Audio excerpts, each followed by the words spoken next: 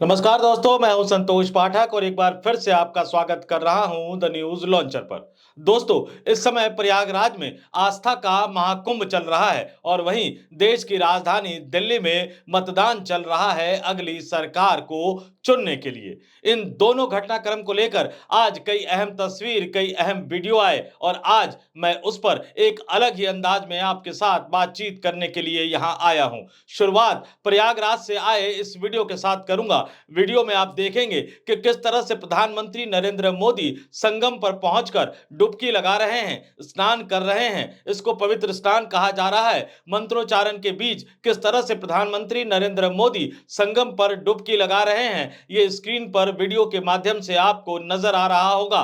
तमाम बातें कही गई कि श्रद्धालुओं को परेशान नहीं करने के लिए या श्रद्धालुओं को परेशानी से बचाने के लिए प्रधानमंत्री मोदी उत्तर प्रदेश के मुख्यमंत्री योगी आदित्यनाथ के साथ स्टीमर पर संगम नोच पर गए। वो मेला क्षेत्र में नहीं घुसे, इसलिए नहीं घुसे ताकि तीर्थयात्रियों को, वहां गए आम लोगों को परेशानियों का सामना ना करना पड़े। याद कीजिए, जब प्रयागराज में भगदड़ मची थी तो यही कहा गया था कि प्रशासन वीवीआईपी व्यवस्था को दुरुस्त करने में, चुस्त दुरुस्त करने में लगा रहा और संगम में भगदड़ मच गई।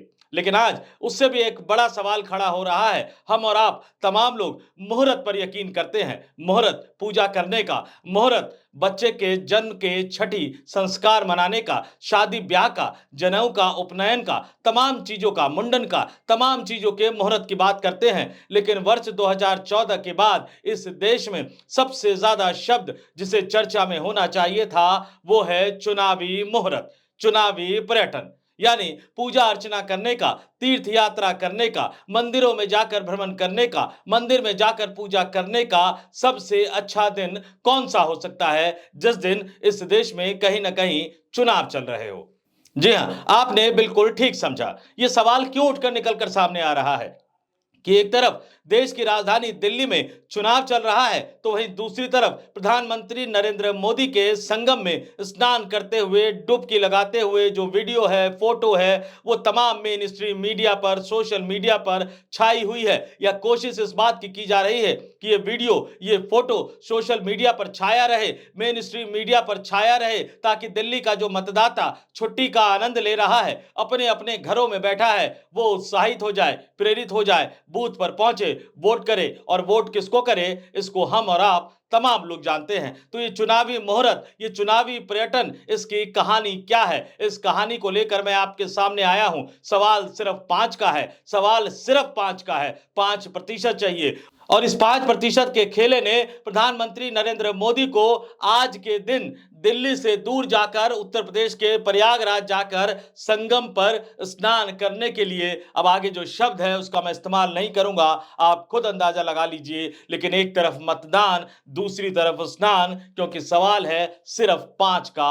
और ये 5 क्या है, ये मैं आगे आपको बताता हूं दोस्तों। इस 5 की कहानी से पहले मैं आपको बता दूं कि इस देश में कैसे वर्ष 2014 के बाद चुनावी मुहूर्त की परंपरा को स्थापित करने की कोशिश की गई, चुनावी मुहूर्त को स्थापित करने का प्रयास किया गया। यह कोई पहली बार नहीं है जब प्रधानमंत्री नरेंद्र मोदी चुनाव के दिन, मतदान के दिन किसी तीर्थ यात्रा पर है या किसी मंदिर की यात्रा पर है, मंदिर में पूजा अर्चना और दर्शन कर रहे हैं। आप तमाम लोगों को मैं याद दिलाऊंगा, और यह कहा जाता है कि 12 बार, यानी वर्ष 2014 के बाद 12 बार ऐसा वाकया हुआ जब इस देश में कहीं ना कहीं या तो लोकसभा के चुनाव चल रहे थे या किसी न किसी राज्य का विधानसभा चुनाव चल रहा था, प्रधानमंत्री नरेंद्र मोदी तीर्थ यात्रा पर थे, चुनावी मुहूर्त के लिहाज से, चुनावी मुहूर्त के हिसाब से।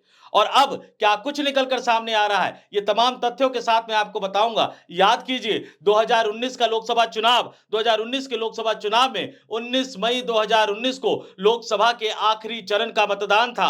8 राज्यों की 59 सीटों पर वोटिंग चल रही थी और प्रधानमंत्री नरेंद्र मोदी कहां थे? प्रधानमंत्री नरेंद्र मोदी केदारनाथ में पूजा अर्चना करते हुए नजर आए और उसके बाद वो ध्यान लगाते हुए नजर आए। इसके 5 साल बाद वर्ष 2024 का लोकसभा चुनाव, वर्ष 2024 के लोकसभा चुनाव में 1 जून 2024 को आखिरी चरण का मतदान चल रहा था, लेकिन प्रधानमंत्री नरेंद्र मोदी कहां थे? प्रधानमंत्री नरेंद्र मोदी कन्याकुमारी में विवेकानंद रॉक मटेरियल पर ध्यान कर रहे थे। यह कहा गया कि वो 45 घंटे का ध्यान उन्होंने किया, 45 घंटे के ध्यान में वो मग्न थे। ये तो हुई लोकसभा चुनाव की बात। विधानसभा चुनाव के भी कुछ तथ्यों से आपको अवगत करा देता हूं और आपको बताता हूं कि किस तरह से चुनावी मुहूर्त के हिसाब से प्रधानमंत्री मोदी तीर्थाटन करते हुए निकल पड़ते हैं और कैसे। आप देखिए, ये तमाम विधानसभा के चुनावों का आंकड़ा भी आपको बताता हूं। 5 अक्टूबर 2024 हरियाणा में विधानसभा चुनाव, प्रधानमंत्री नरेंद्र मोदी महाराष्ट्र के एक मंदिर में पूजा अर्चना करते हुए नजर आ रहे थे। मई 2023 कर्नाटक में विधानसभा चुनाव, प्रधानमंत्री नरेंद्र मोदी मंदिर के दर्शन करते हुए नजर आ रहे थे। मार्च 2021 पश्चिम बंगाल और असम में विधानसभा का चुनाव चल रहा था, प्रधानमंत्री नरेंद्र मोदी बांग्लादेश के ढाका में शक्तिपीठ पर पूजा अर्चना करते हुए नजर आ रहे थे। मतुआ समुदाय के मंदिर में जाकर पूजा करते हुए नजर आ रहे थे। मार्च 2017 उत्तर प्रदेश में विधानसभा चुनाव चल रहे थे, लेकिन प्रधानमंत्री नरेंद्र मोदी चुनाव वाले दिन गुजरात के सोमनाथ मंदिर में विशेष पूजा अर्चना कर रहे थे। याद कीजिए, 2017 लगभग 14 वर्षों का वनवास उत्तर प्रदेश में खत्म हुआ था। उत्तर प्रदेश में 2017 में भारतीय जनता पार्टी की सरकार आई थी, योगी आदित्यनाथ राज्य के मुख्यमंत्री बने थे। तो ये कुछ वाक्य, कुछ उदाहरण मैंने आपको बता दिया कि कब कब प्रधानमंत्री नरेंद्र मोदी के अंदर ये इच्छा जाग जाती है कि उन्हें तीर्थ यात्रा पर जाना चाहिए, उन्हें संगम स्नान के लिए जाना चाहिए, उन्हें पूजा अर्चना करने के लिए जाना चाहिए। ये राजनीति है और ये भी तो कहा जाता है कि पब्लिक है, ये पब्लिक है, सब जानती है। लेकिन अब आता हूं 5% के खेले के सवाल पर। आखिर 5% का वो मसला क्या है? आखिर क्यों प्रधानमंत्री नरेंद्र मोदी आज के दिन, मतदान के दिन, दिल्ली में विधानसभा चुनाव के वोटिंग के दिन कुंभ में संगम पर स्नान करते हुए नजर आ रहे थे, संगम पर डुबकी लगाते हुए नजर आ रहे थे? दरअसल दिल्ली के विधानसभा चुनाव में ये 5% का ही वो खेला है जो ये तय करेगा कि किसकी सरकार बनेगी, कौन सत्ता से बाहर होगा। और ये 5% का खेला मैं आपको समझाने के लिए 2020 के विधानसभा चुनाव के नतीजे की तरफ ले चलूंगा। दोस्तों, 2020 के विधानसभा चुनाव में भारतीय जनता पार्टी को 38.51% वोट मिला था। आम आदमी पार्टी को 53.57% वोट मिला था। कांग्रेस को 4.26% वोट मिला था। और यही 5% का वो खेला जिसकी बानगी मैं आपको सुनाऊंगा। भारतीय जनता पार्टी ये जानती है कि अगर उसके वोटिंग में महज 5% का इजाफा हो जाता है, यानी 38.51% जो वोट है, अगर वो 5% बढ़ के 43.51% हो जाता है, तो दूसरी तरफ देखिए आम आदमी पार्टी के वोटों में 5% की कमी आ जाएगी। लेकिन ये 5% का खेला भारतीय जनता पार्टी सिर्फ अपने आप से ही नहीं चाहती, वो कांग्रेस के प्रदर्शन में भी कहीं ना कहीं सुधार देखना चाहती है।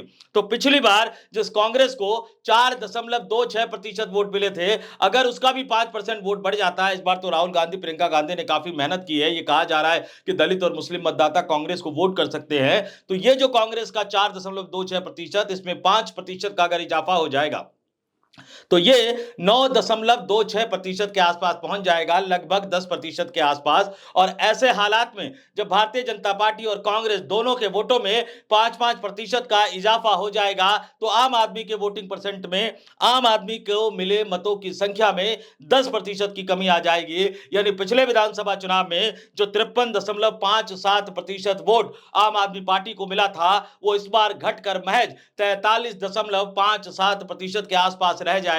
और इसी 5% के खेले के लिए प्रधानमंत्री नरेंद्र मोदी को इतनी मेहनत करनी पड़ी। लेकिन सवाल यह उठता है कि चुनाव वाले दिन तीर्थ यात्रा या चुनाव वाले दिन संगम में डुबकी लगाने से क्या फायदा आखिर भारतीय जनता पार्टी को मिलता है? देखिए, हम और आप सभी जानते हैं कि इस देश में फ्लोटिंग वोटर्स की एक तादाद होती है। फ्लोटिंग वोटर्स क्या होते हैं? वो मतदाता होते हैं जो आखिरी समय तक ये तय नहीं कर पाते कि उन्हें वोट देना है या नहीं देना है, और वोट देना है तो किसको देना है। वो छुट्टी का आनंद लेते रहते हैं, मजा लेते रहते हैं, छुट्टी का लुत्फ उठाते रहते हैं, और अचानक उनके टीवी स्क्रीन पर चलने लगे कि प्रधानमंत्री नरेंद्र मोदी संगम में जाकर डुबकी लगा रहे हैं, प्रधानमंत्री मोदी मंदिर में पूजा अर्चना कर रहे हैं, तो उनके अंदर का हिंदुत्व जाग सकता है। बूथ पर जाएंगे, किसको वोट करेंगे, इसका अंदाजा आप लगा सकते हैं। लेकिन ये मसला सिर्फ फ्लोटिंग वोटर्स का ही नहीं है, यह मसला कोर वोटर्स का भी है। कोर वोटर्स क्या होते हैं?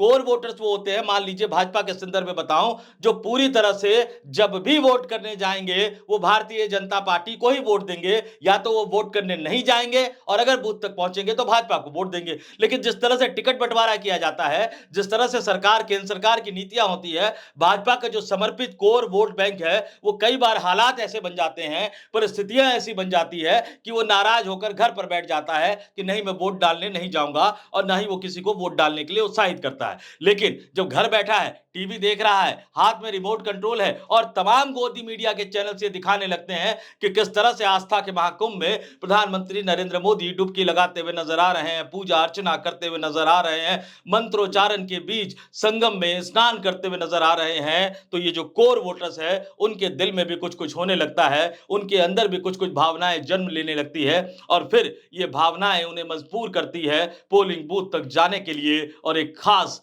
बटन पर दबाने के लिए। तो ये फ्लोटिंग वोटर्स और ये कोर वोटर्स जो नाराज होकर घर बैठे हुए थे, इन्हीं 5 से 6% वोटरों को लुभाने के लिए इस तरह की चीजें की जाती है, ये तमाम राजनीतिक जानकार मानते हैं। अब ये मत पूछिएगा कि चुनाव आयोग क्या कर रहा है, राजीव कुमार क्या कर रहा है, क्योंकि पूछने का कोई मतलब नहीं बनता। नियम कायदे कानून तो ये भी है कि आप चुनाव वाले दिन कुछ ऐसा नहीं करेंगे जिससे चुनाव प्रभावित हो, लेकिन तमाम चीजें की जा रही है। अब वो रिटायर होने वाले हैं, रिटायरमेंट के बाद हिमालय जाने वाले हैं, क्या पता वहां जाकर वो सोचे कि मुख्य चुनाव आयुक्त के रूप में इस देश के लोकतंत्र के साथ उन्होंने क्या क्या किया। लेकिन फिलहाल तो ये चल रहा है, ये लोकतंत्र का ड्रामा चल रहा है, मैं भी इसका लुत्फ उठा रहा हूं, आप भी लुत्फ उठाइए, क्योंकि करना आपको चाहते नहीं है। इस वीडियो में फिलहाल इतना ही। मुझे यानी संतोष पाठक को दीजिए इजाजत। आप तमाम लोग देखते रहिए द न्यूज लॉन्चर। नमस्कार।